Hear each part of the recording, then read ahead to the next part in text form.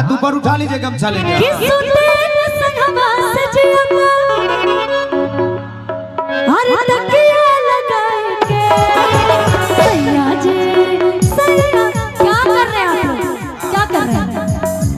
नजर मिला के रहिए, नजर मिला के थोड़ा सा भैया पीछे है जी। कलाकार को नहीं देखेगा तो मजा नहीं आएगा। हाँ थोड़ा सा, हाँ चलिए थोड़ा सा मुझे देख के चलिए भैया, तब अच्छा लगेगा।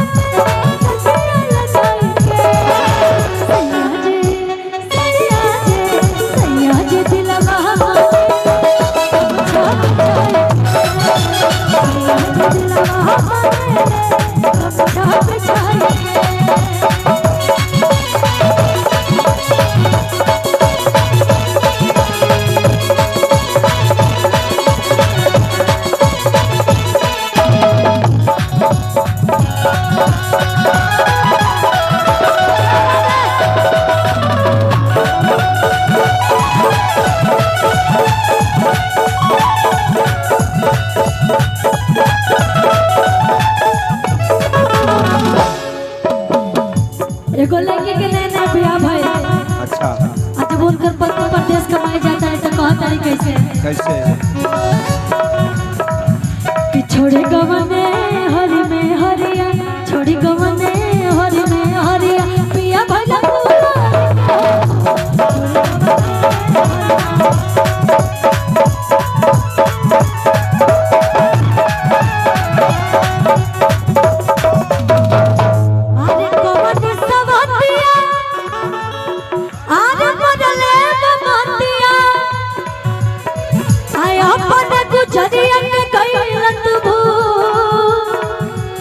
चाहती हूँ कि शांति से आप लोग बैठेंगे तभी मैं गाऊंगी, नहीं तो मैं यहाँ से चली जाऊंगी भैया। तो क्या चाहते मैं चली जाऊँ, नहीं गाऊं? तो प्लीज मैं आप सभी से लास्ट बार हाथ जोड़ के रिक्वेस्ट कर रही हूँ कि आप लोग शांति से रहिएगा तभी मैं गा पाऊंगी। एक सेकेंड, आप लोग ऐसे थोड़ा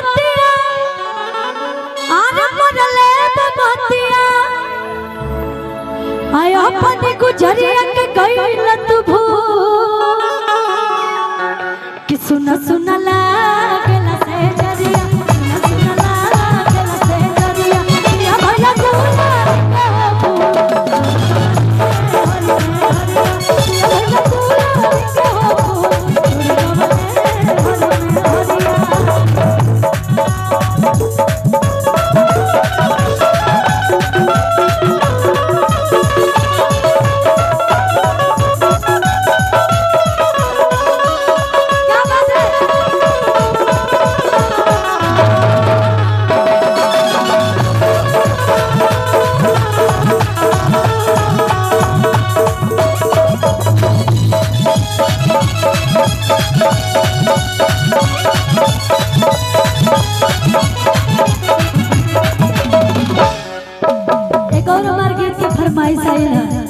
एगो लड़किया कहतिया जब ओकर मजनुआ रंगदार मिलल बा त कहतिया कैसे कि कौन हो जवन मोहल का बड़ा बंदा,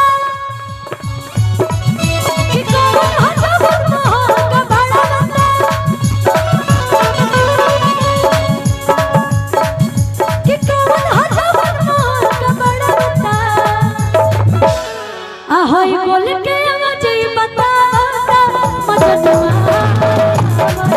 बोल के बता